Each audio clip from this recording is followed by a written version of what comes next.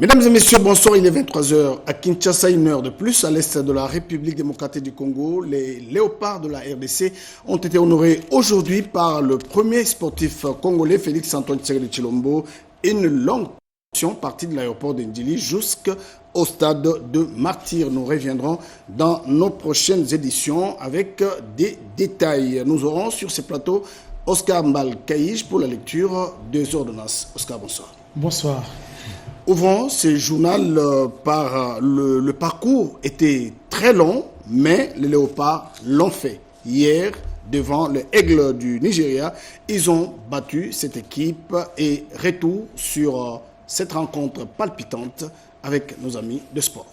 La République démocratique du Congo, la concentration pour Chancel Mbemba. Chancel Mbemba. Parti Roubi, le léopard ont broyé le super aigle. La RDC met fin à l'aventure nigérienne. Le Nigeria n'ira plus au mondial. Le démi-dieu Chancel Mbemba et Timothée Fayulu, artisans de la fierté de tout un peuple. Sur les réseaux sociaux, le Congolais du monde entier jubile.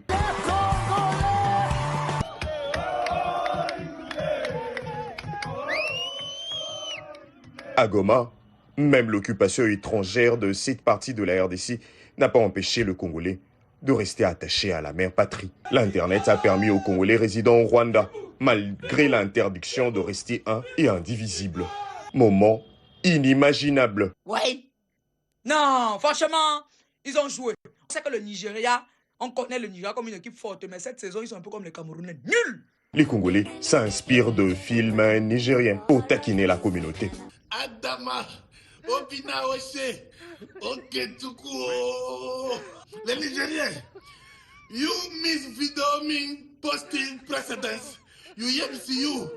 Me is the party you tomorrow. You boude. D'autres sur les réseaux sociaux comme ici. L'artiste JB Mpiana ne cache pas sa joie. Entre blagues.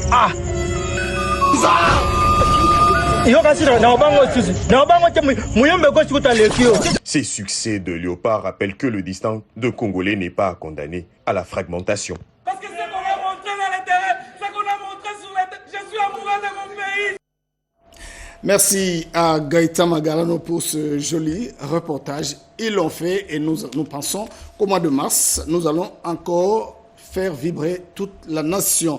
Tchèque Tamin Bin Ahmad était à Kinshasa. Il a été reçu par le président de la République, Félix Antoine Tshisekedi Tshilombo. Les relations bilatérales entre les deux pays étaient au centre de leurs entretiens. Les Émirats arabes unis et la République démocratique du Congo entretiennent une étroite coopération que les deux États veulent étendre dans divers secteurs.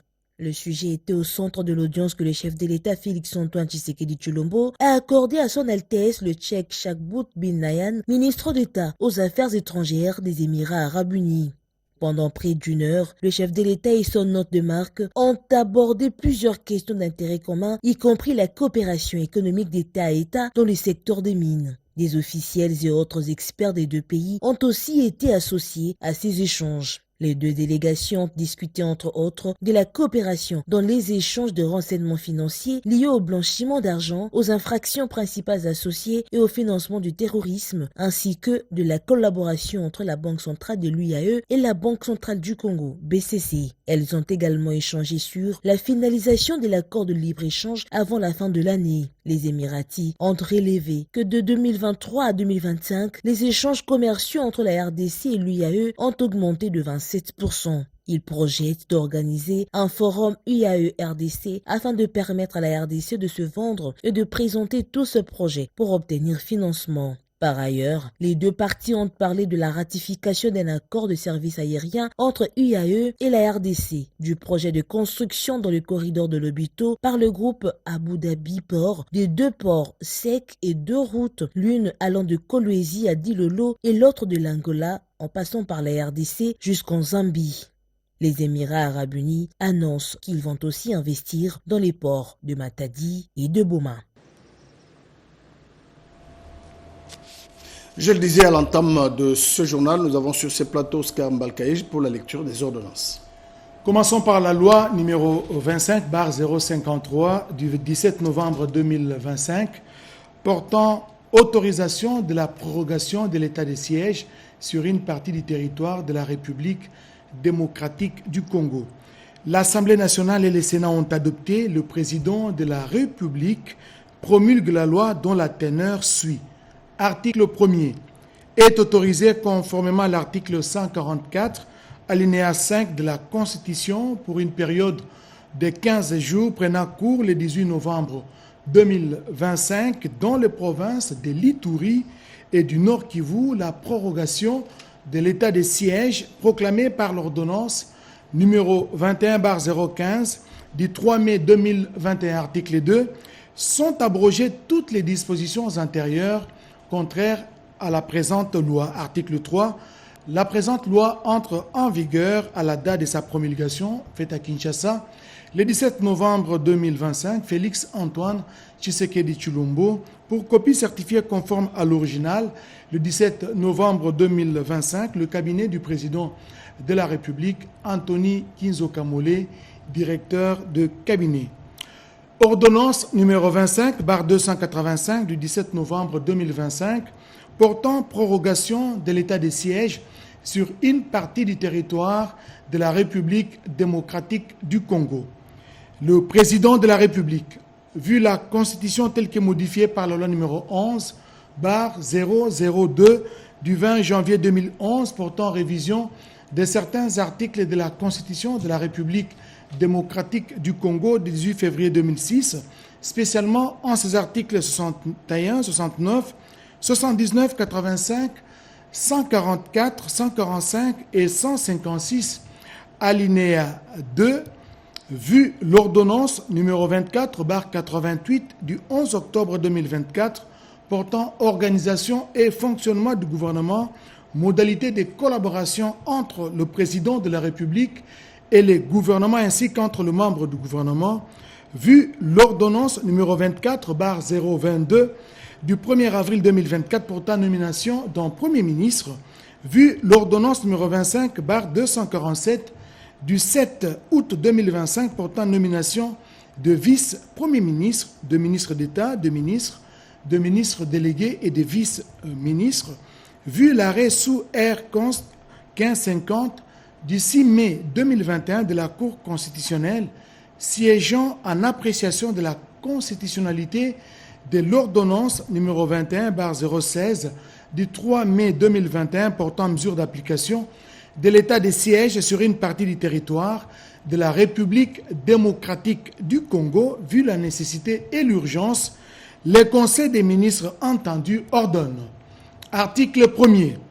Est prorogé pour une période de 15 jours prenant cours le 18 novembre 2025 l'ordonnance numéro 21/015 du 3 mai 2021, telle qu'est complétée à ce jour portant proclamation de l'état de siège sur une partie du territoire de la République démocratique du Congo. Article 2. Sont abrogées toutes les dispositions antérieures contraires à la présente ordonnance. Article 3.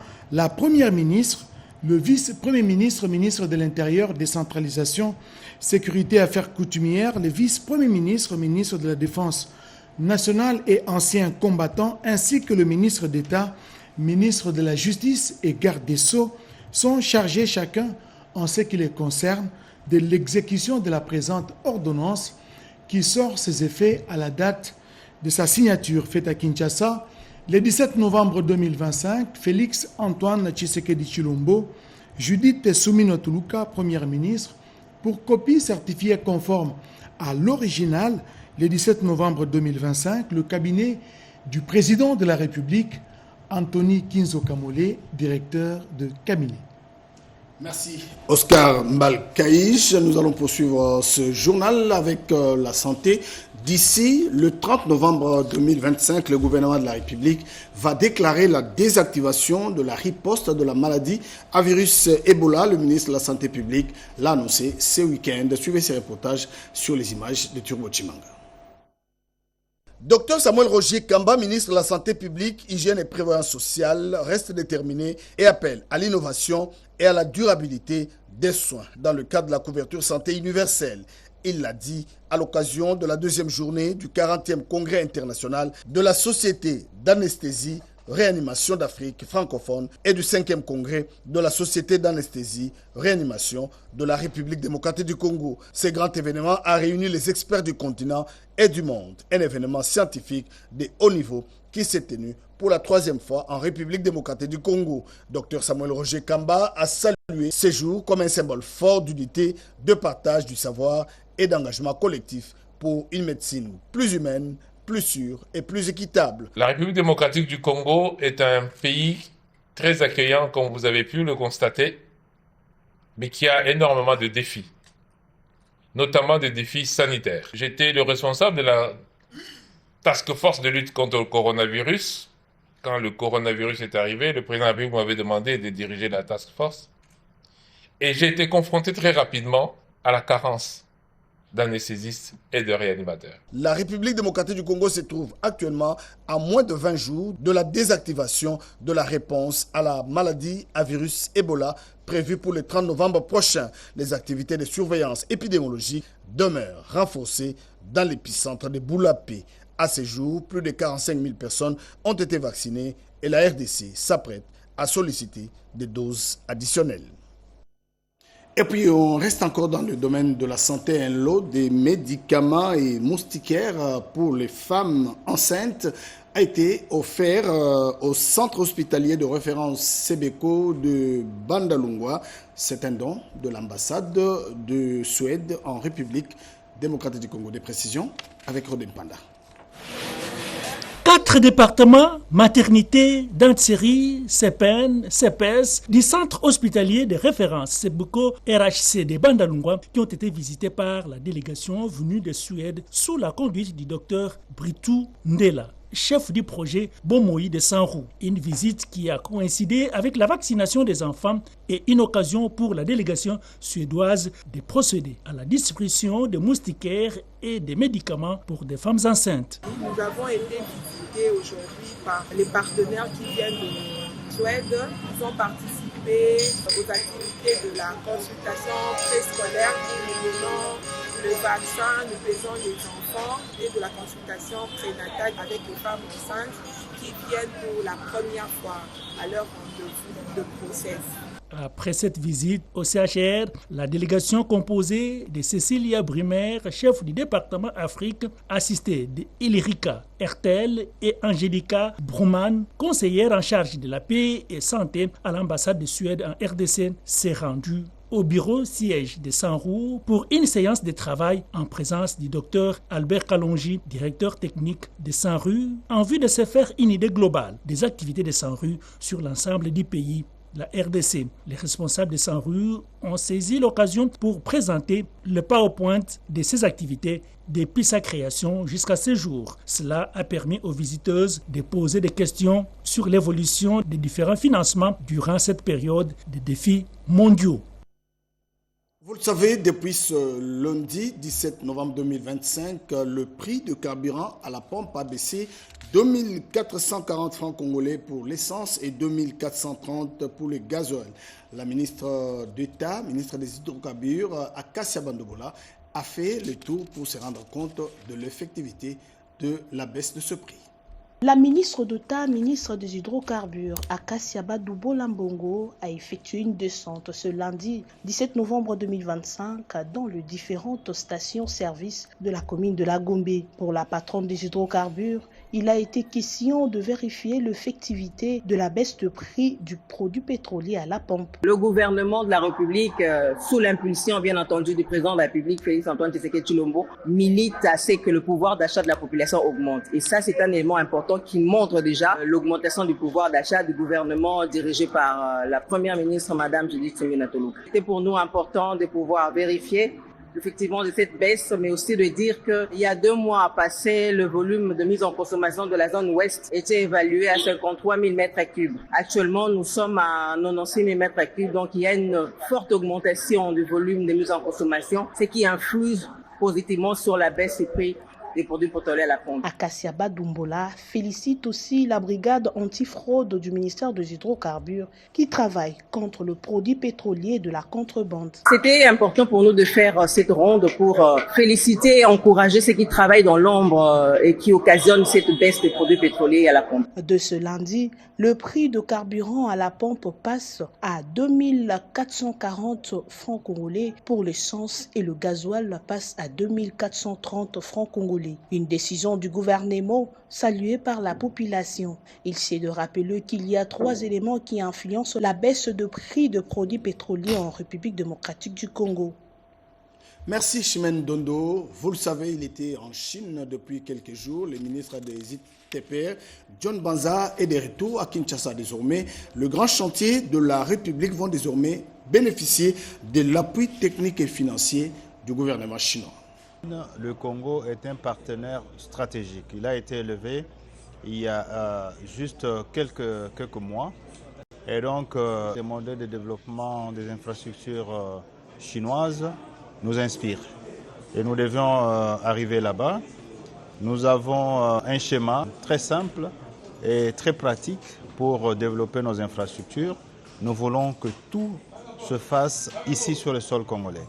Et donc, le président de la République est en train de faire une véritable révolution dans les domaines des infrastructures, nous a mandaté, nous a ordonné à trouver des vraies solutions, pas des solutions circonstancielles, des solutions qui ne durent que quelques jours, mais des solutions pour des générations et des générations. Et donc, nous avons séjourné en Chine avec l'ensemble du secteur. J'ai été accompagné de tous les directeurs généraux du secteur et nous avons vu effectivement des merveilles. Vous verrez, lorsque nous allons dérouler les infrastructures que nous allons construire à partir du début de l'année prochaine, ça sera vraiment une révolution dans le domaine des infrastructures. Et déjà, dans 2 semaines, alors les vrais investisseurs chinois vont descendre ici.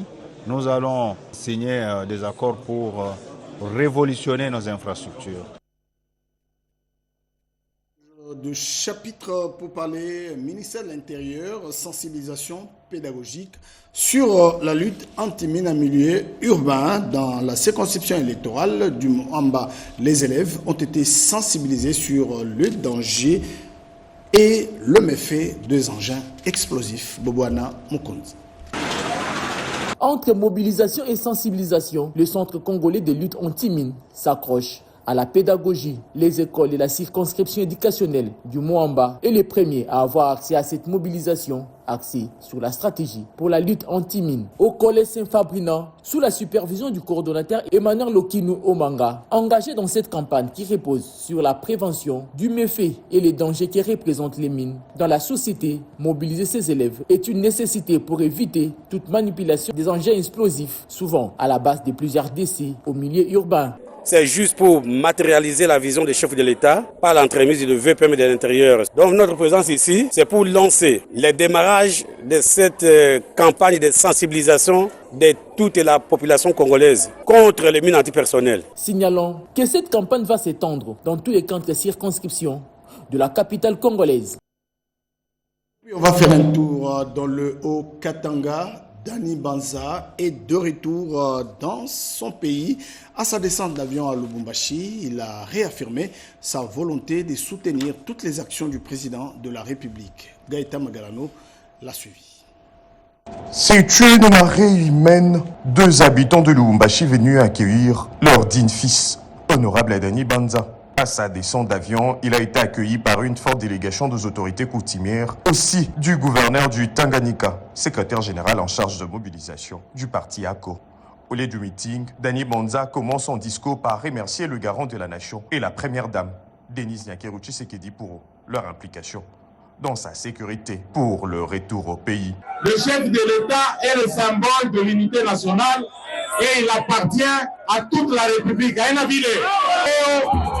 Tunatafuta kwanza par rendre hommage au chef de l'État na bibi yake la première dame Maman Denise.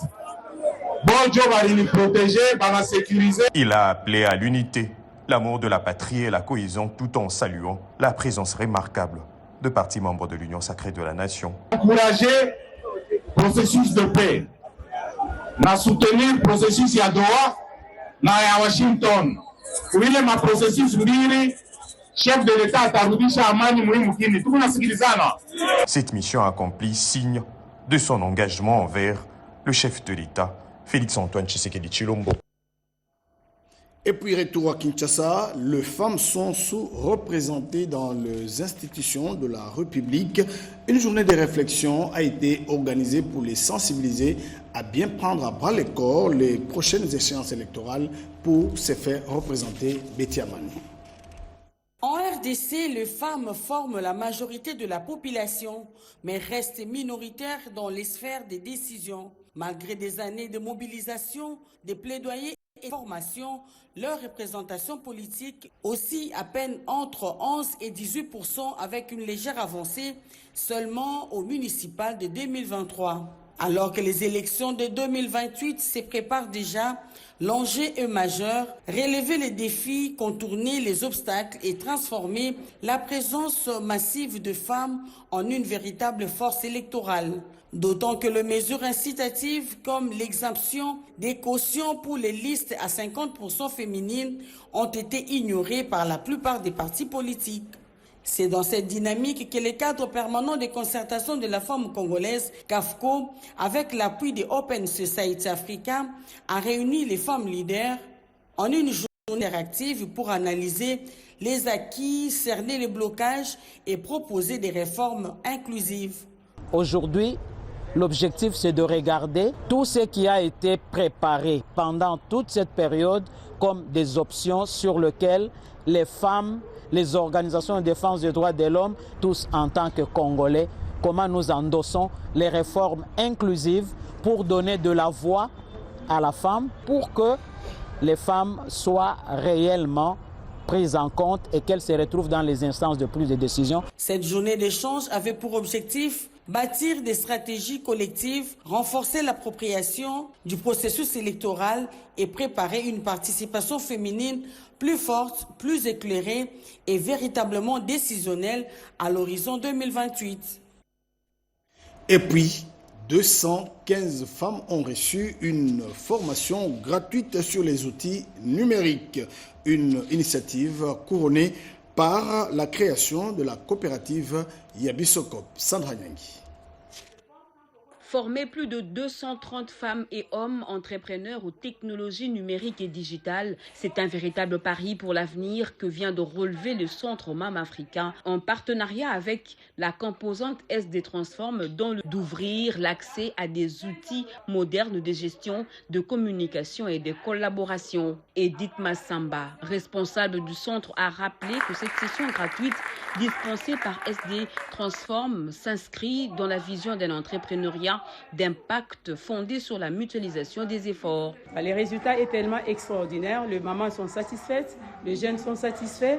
Pendant 5 jours sans appui extérieur, avec la pluie, les embouteillages, elles ont milité 5 jours sur 5 pour participer à cette formation. Jean-Philippe Moukwaki appelle les autres femmes entrepreneurs à rejoindre les groupements structurés afin de bénéficier de cette dynamique de professionnalisation et de croissance en se regroupant. On peut faire des grandes choses, a-t-il conclu. Il faudra atteindre des millions d'entrepreneurs pour qu'on sente cet impact au niveau de l'écosystème entrepreneurial. Ce que nous attendons des autres, c'est que les femmes entrepreneurs qui ne sont pas là puissent rejoindre aussi d'autres groupements de femmes.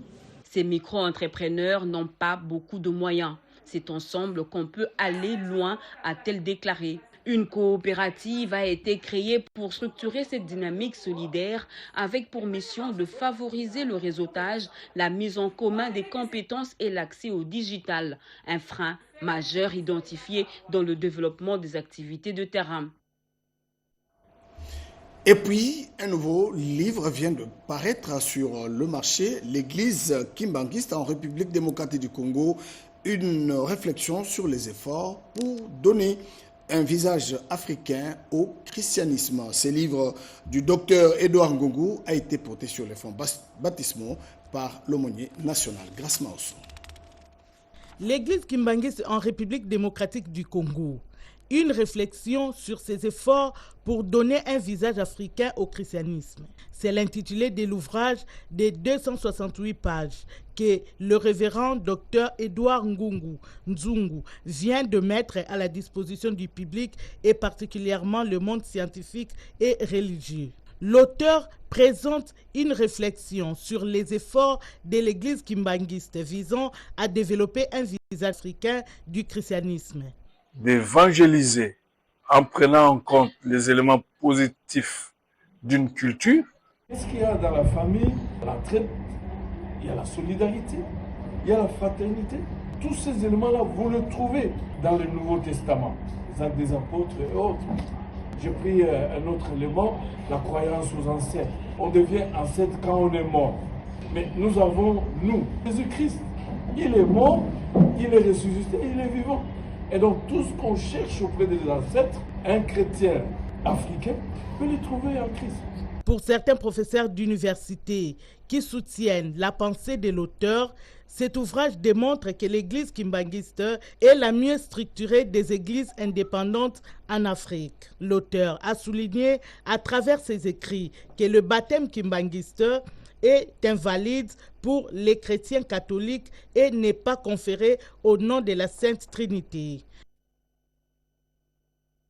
Ces belles images de la musique, Brazzaville sera la capitale de la foi et de l'adoration le 30 novembre prochain à l'occasion de la célébration de la première édition Le Congo t'adore avec la servante Enis Manyanga. Elle est arrivée à Brazzaville pour préparer ses concerts le week-end dernier. Suivez. Le 30 novembre prochain, Brazzaville vibrera au rythme de la première édition du concert Congo t'adore avec la sœur Enis Manyanga. Ce samedi 15 novembre 2025, c'est en grande pompe, suscitant réjouissance parmi ses fans, que la sœur Enis Manyanga est arrivée à Brazzaville, capitale du Congo, accueillie par une foule enthousiaste qui se pressait pour voir celle qui transformera le 30 novembre 2025 Brazzaville en capitale de l'adoration.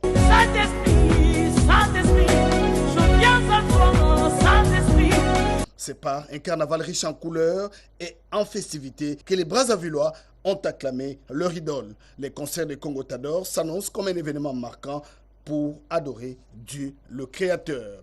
La sœur Enis Manyanga promet de rendre cet événement inoubliable à Brazzaville. Je ne veux pas être une femme ordinaire, Jésus. Amène-moi dans la dimension.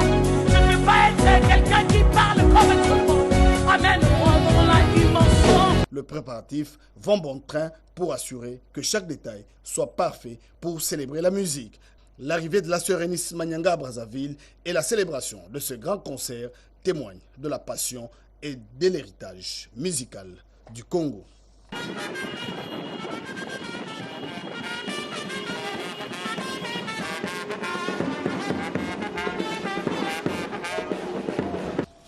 C'est par ces belles images que nous terminons ce journal de ce soir. Merci de nous avoir suivis de partout dans le monde.